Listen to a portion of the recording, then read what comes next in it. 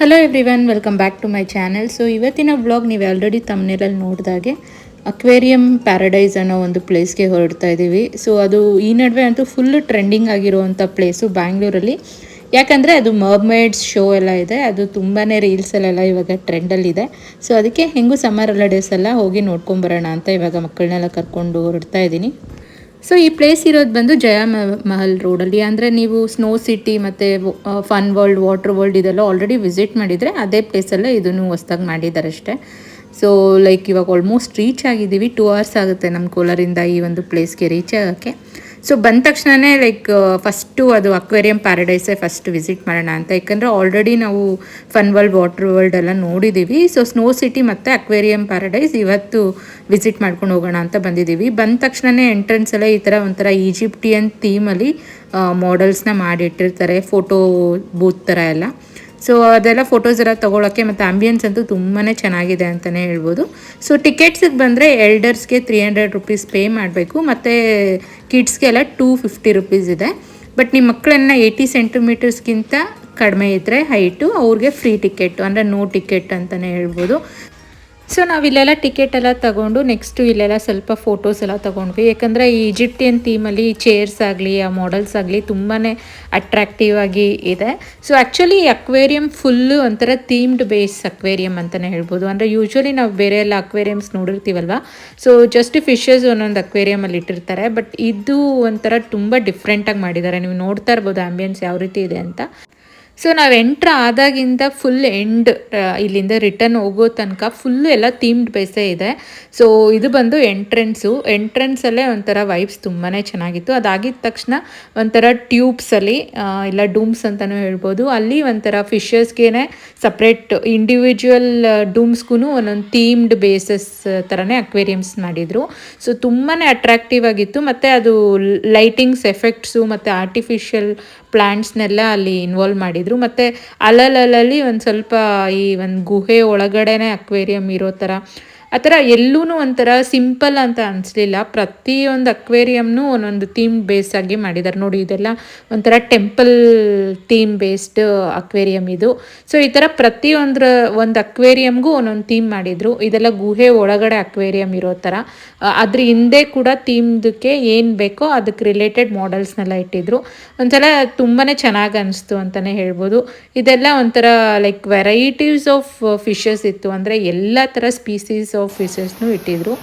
ಮತ್ತು ಒಂದು artificial water ಫಾಲ್ಸ್ನ ಮಾಡಿದರು ನೋಡಿ, ಇದೆ ಅದು. ಸೊ ತುಂಬಾ ಅಟ್ರಾಕ್ಟಿವ್ ಆಗಿತ್ತು. ಇದಂತೂ ನಂಗೆ ತುಂಬ ಇಷ್ಟ ಆಗಿದ್ದು ಪ್ಲೇಸು. ಸ್ಟಾರ್ಟಿಂಗ್ ಹೋಗಿದ ತಕ್ಷಣವೇ ಫಸ್ಟ್ ಸಿಗುವಂಥ ಒಂದು ಹೈಲೈಟ್ ಪ್ಲೇಸ್ ಅಂದರೆ ಈ ಒಂದು ವಾಟರ್ ಫಾಲ್ಸು. ಸೊ ಇಲ್ಲೆಲ್ಲ ಇರೋದೆಲ್ಲ ಆರ್ಟಿಫಿಷಿಯಲ್ ಪ್ಲ್ಯಾಂಟ್ಸು ಮತ್ತು ಬರ್ಡ್ಸ್ನೆಲ್ಲ ಯೂಸ್ ಮಾಡಿರೋವಂಥದ್ದು. ಸೊ ಇಲ್ಲೆಲ್ಲ ಫ್ಯೂ ಪಿಕ್ಸ್ ಎಲ್ಲ ತೊಗೊಂಡ್ವಿ. ಅದಾಗಿದ ತಕ್ಷಣ ಮತ್ತೆ ಎಲ್ಲ ಥರ ಫಿಶಸ್ದು ಅಕ್ವೇರಿಯಮ್ಸ್ನ ಇಟ್ಟಿದ್ದಾರೆ. ಸೊ ನಾನು ನೆಕ್ಸ್ಟು ಕೆಲವೊಂದು ಫಿಶಸ್ದು ಅಂದರೆ ಡಿಫ್ರೆಂಟ್ ಟೈಪ್ಸ್ ಆಫ್ ಸ್ಪೀಸೀಸ್ದೆಲ್ಲ ನಾನು ಈ ಒಂದು ಗ್ಲಿಮ್ಸ್ನ ಆ್ಯಡ್ ಮಾಡ್ತಾ ಇದ್ದೀನಿ ಈ ಒಂದು ವ್ಲಾಗಲ್ಲಿ. ಸೊ ನಿಮಗೂ ಒಂದು ವರ್ಚುವಲ್ ವಾಕ್ ಥರ ಆಗುತ್ತೆ ಅಂತ. ಸೊ ನೋಡ್ಕೊಂಬನ್ನಿ.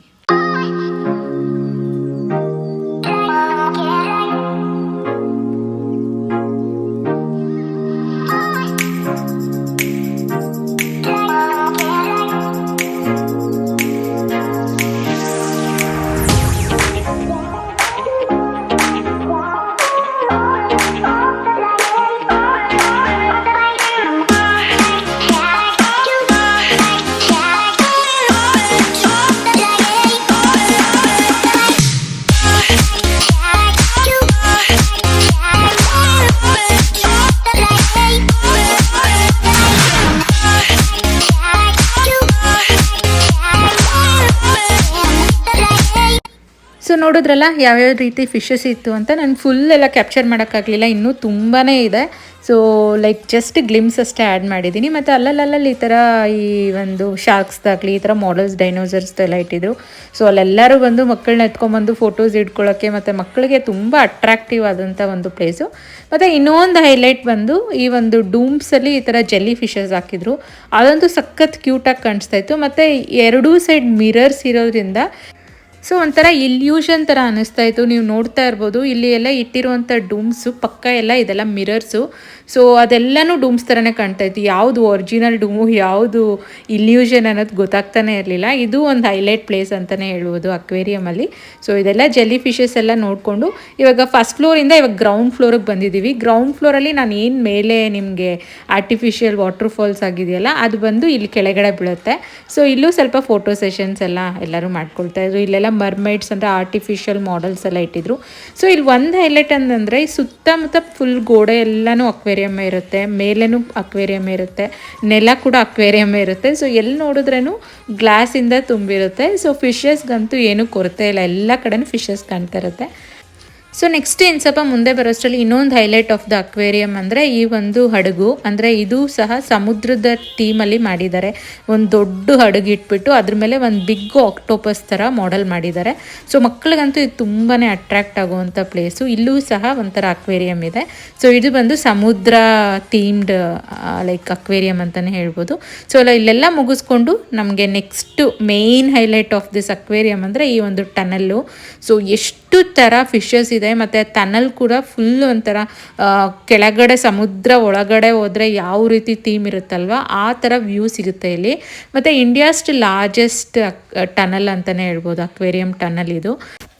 ಸೊ ಒಂಥರ ಮೆಸ್ಮರೈಸಿಂಗ್ ವ್ಯೂ ಅಂತಲೇ ಹೇಳ್ಬೋದು. ಇಲ್ಲಂತೂ ತುಂಬಾ ಖುಷಿ ಆಗೋಯ್ತು ನನಗೆ ನೋಡಿ. ಅಂದರೆ ಈ ಪ್ಲೇಸಿಗೆ ಬಂದಿದ್ದು ವರ್ತಪ್ಪ ಅನ್ನೋಷ್ಟು ಒಂಥರ ವ್ಯೂ ಇತ್ತು ಅಂತಲೇ ಹೇಳ್ಬೋದು. ನೋಡ್ತಾ ಇರ್ಬೋದು ನೀವು ಎಷ್ಟು ಥರ ಫಿಶಸ್ ಇದೆ.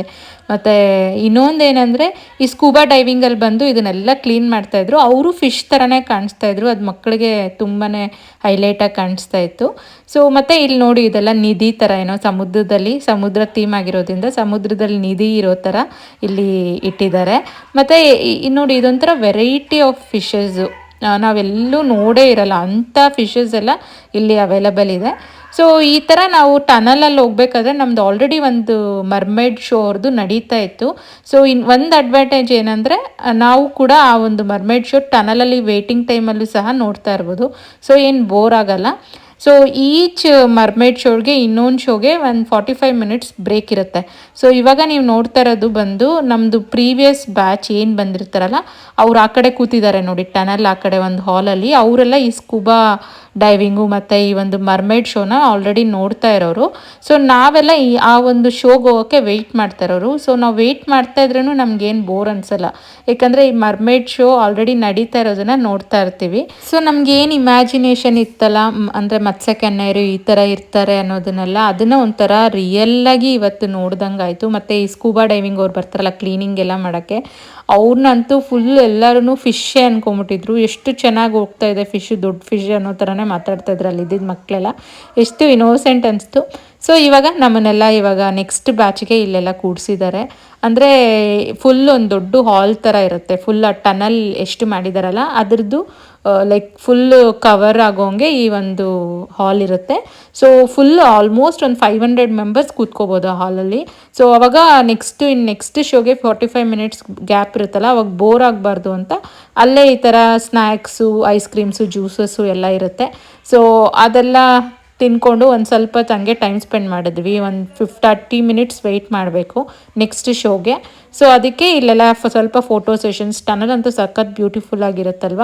ಸೊ ಫೋಟೋ ಸೆಷನ್ಸ್ ಎಲ್ಲ ತೊಗೊಂಡು ಒಂದು 10 ಮಿನಿಟ್ಸಲ್ಲಿ ಸ್ಟಾರ್ಟ್ ಆಗುತ್ತೆ ಅನ್ನೋವಾಗ ಅನೌನ್ಸ್ಮೆಂಟ್ ಮಾಡ್ತಾರೆ, ಎಲ್ಲರೂ ಬಂದು ನಿಮ್ಮ ಪ್ಲೇಸಸ್ಸಲ್ಲಿ ಕೂತ್ಕೊಳ್ಳಿ, ಇನ್ನೇನು ಶೋ ಸ್ಟಾರ್ಟ್ ಆಗುತ್ತೆ ಅಂತ. ಸೊ ಇನ್ನೇನು ನಮ್ಮದು ಮರ್ಮೈಡ್ ಶೋ ಸ್ಟಾರ್ಟ್ ಆಯಿತು. ಯಾವ ರೀತಿ ಇದೆ ಅಂತ ನೋಡೋಣ ಬನ್ನಿ.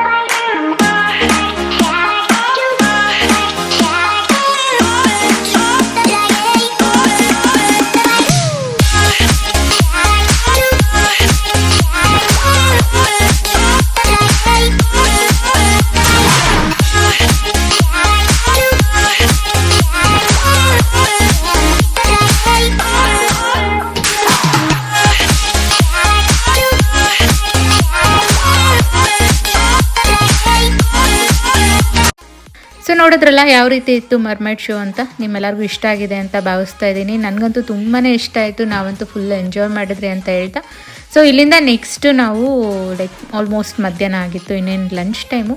ಸೊ ಏನಾದರೂ ತಿನ್ನೋಣ ಅಂತ ಔಟ್ಸೈಡ್ ಬರೋಷ್ಟರಲ್ಲಿ ಒಂದು ಪ್ಯೂರ್ ವೆಜ್ ಕೇಫ್ ಇತ್ತು. ಅಂದರೆ ಹೋಟೆಲ್ ಥರ ಏನಿರಲ್ಲ, ಸ್ನ್ಯಾಕ್ಸು ಇಂಥದ್ದೆಲ್ಲ ಅವೈಲೇಬಲ್ ಇರುತ್ತೆ. ಆ್ಯಕ್ಚುಲಿ ಚೈನೀಸ್ ಎಲ್ಲ ಇರುತ್ತೆ ಅಂತ ಅಲ್ಲಿ ಬೋರ್ಡಲ್ಲಿತ್ತು. ಬಟ್ ನಾವು ಹೋಗೋಷ್ಟರಲ್ಲಿ just burgers, pizza, French fries ಮತ್ತು ಸ್ನ್ಯಾಕ್ಸ್, ಪಾನಿಪುರಿ ಇಂಥದ್ದೆಲ್ಲ ಅವೈಲೇಬಲ್ ಇತ್ತು. ಸೊ ನಾವೂ ಒಂದು ಸ್ವಲ್ಪ ಫ್ರೆಂಚ್ ಫ್ರೈಸು, ಒಂದು ವೆಜ್ ಪಿಜ್ಜಾ ಮತ್ತು ಒಂದೆರಡು ಬರ್ಗರ್ ತೊಗೊಂಡು ಅಲ್ಲೆಲ್ಲ ಊಟ ಮುಗಿಸ್ಕೊಂಡ್ವಿ. ಸೊ ಇಲ್ಲಿ ತುಂಬಾ ಆಪ್ಷನ್ಸ್ ಅಂತ ಏನೂ ಅವೈಲೇಬಲ್ ಇರಲ್ಲ. ಸೊ ನೀವೇನಾದರೂ ಮಕ್ಕಳಿಗೆ ಫುಡ್ ಅಂತ ಏನಾರ ಇದ್ದರೆ ಔಟ್ಸೈಡೇ ಹೋಗಬೇಕಾಗುತ್ತೆ. ಇಲ್ಲಿ ಜಸ್ಟ್ ಸ್ನ್ಯಾಕ್ಸು ಆ ಥರದ್ದಷ್ಟೇ ಸಿಗುತ್ತೆ. ಸೊ ನೋಡಿಕೊಂಡು ಪ್ಲ್ಯಾನ್ ಮಾಡಿ. ಸೊ ಇದೇ ಕೇಫ್ಗೆ ಅಟ್ಯಾಚ್ ಬಂದು ಸ್ನೋ ಸಿಟಿ ಇದೆ. ಅಂದರೆ ನೀವೇನಾದರೂ ಅಲ್ಲಿ ಸ್ನೋ ಸಿಟಿಯಲ್ಲಿ ಫೋಟೋಸ್ ಎಲ್ಲ ತೊಗೊಂಡ್ರೆ ಈ ಒಂದು ಕೇಫ್ ಹತ್ರನೇ ಎಂಟ್ರೆನ್ಸಲ್ಲೇ ಅದನ್ನು ಪ್ರಿಂಟೌಟ್ ಎಲ್ಲ ತೆಗೆದುಕೊಡ್ತಾರೆ. ಸೊ ನಿಮ್ಗೇನಾದರೂ ಇಂಟ್ರೆಸ್ಟ್ ಇದ್ದರೆ ಅಲ್ಲಿ ಫೋಟೋಸ್ ಸಹ ನೀವು ಪ್ರಿಂಟೌಟ್ ತೊಗೋಬೋದು. ಮತ್ತು ಇವಾಗ ನಾವು ಸ್ನೋ ಸಿಟಿಗೆ ಹೋಗೋಣ ಅಂತ ವೆಯ್ಟ್ ಮಾಡ್ತಾಯಿದ್ದೀವಿ. ಊಟ ಎಲ್ಲ ಮಾಡಿಕೊಂಡು ಹಸ್ಬೆಂಡು ಟಿಕೆಟ್ಸ್ ಎಲ್ಲ ತರಕ್ಕೆ ಹೋಗಿದ್ದಾರೆ. ಬಟ್ ಇದೇ ವ್ಲಾಗಲ್ಲಿ ನಾನು ಸ್ನೋ ಸಿಟಿದು ಎಲ್ಲ ಹಾಕಿದ್ರೆ ತುಂಬಾ ಲಾಂಗ್ ಆಗುತ್ತೆ ವಿಡಿಯೋ. ಸೊ ಅದನ್ನು ಆ್ಯಡ್ ಮಾಡ್ತಾಯಿಲ್ಲ. ಸೊ ನೆಕ್ಸ್ಟ್ ಇನ್ನೊಂದು ವ್ಲಾಗಲ್ಲಿ ಬರೀ ಸ್ನೋ ಸಿಟಿಯಲ್ಲಿ ಯಾವ ರೀತಿ ಇದೆ, ಅಲ್ಲಿ ಯಾವ ರೀತಿ ಎಂಜಾಯ್ ಮಾಡಿದ್ವಿ ಅಂತ ನಾನು ಡೀಟೇಲಾಗಿ ಅಲ್ಲಿ ತೋರಿಸ್ತೀನಿ. ಸೊ ಇಲ್ಲಿಗೆ ಈ ಒಂದು ವ್ಲಾಗ್ನ ಎಂಡ್ ಮಾಡ್ತಾಯಿದ್ದೀನಿ. ಸೊ ನಿಮ್ಮೆಲ್ಲರಿಗೂ ಈ ಒಂದು ವ್ಲಾಗ್ ಇನ್ಫಾರ್ಮೇಟಿವ್ ಆಗಿದೆ ಅಂತ ಭಾವಿಸ್ತಾ ಇದ್ದೀನಿ. ಸೊ ನೀವೇನಾದರೂ ಪ್ಲ್ಯಾನ್ ಮಾಡ್ತಾ ಇದ್ದರೆ ಅಕ್ವೇರಿಯಂ ಪ್ಯಾರಡೈಸ್ಗೆ ಸೊ ಎಲ್ಲ ಕಂಪ್ಲೀಟ್ ಡೀಟೇಲ್ಸ್ ಯಾವ ರೀತಿ ಇದೆ, ಸೊ ನಿಮಗೆ ಏನೇನು ಅವೈಲಬಲ್ ಇದೆ ಅನ್ನೋದ್ರ ಬಗ್ಗೆ ಈ ಒಂದು ವ್ಲಾಗಲ್ಲಿ ತೋರಿಸಿದ್ದೀನಿ. ಸೊ ಇನ್ನೂ ಡೀಟೇಲ್ಸ್ ಬೇಕಾದರೆ ನನಗೆ ಕಮೆಂಟ್ಸಲ್ಲಿ ತಿಳಿಸಿ. ಆದಷ್ಟು ನನಗೆ ಗೊತ್ತಿರೋಂಥ ಇನ್ಫಾರ್ಮೇಷನ್ ನಿಮ್ಮೆಲ್ಲರ ಜೊತೆ ಶೇರ್ ಮಾಡೋಕ್ಕೆ ಟ್ರೈ ಮಾಡ್ತೀನಿ. ಸೊ ಕೊನೆ ತನಕ ನೋಡ್ತಾರೋ ನಿಮ್ಮೆಲ್ಲರಿಗೂ ಥ್ಯಾಂಕ್ಸ್ ಹೇಳ್ತಾ, ಈ ಒಂದು ವ್ಲಾಗ್ ಸ್ವಲ್ಪನಾದರೂ ನಿಮಗೆ ಇಷ್ಟ ಆದರೆ ದಯವಿಟ್ಟು ನಿಮ್ಮ ಫ್ಯಾಮ್ಲಿ ಮತ್ತು ಫ್ರೆಂಡ್ಸ್ ಜೊತೆ ಶೇರ್ ಮಾಡಿ, ಒಂದು ಲೈಕ್ ಮಾಡಿ ಮತ್ತು ಕಮೆಂಟ್ ಮಾಡಿ ಅಂತ ಹೇಳ್ತಾ ಈ ಒಂದು ವ್ಲಾಗ್ನ ನಾನು ಇಲ್ಲಿಗೆ ಮುಗಿಸ್ತಾ ಇದ್ದೀನಿ. ಮತ್ತೆ ಸಿಗೋಣ.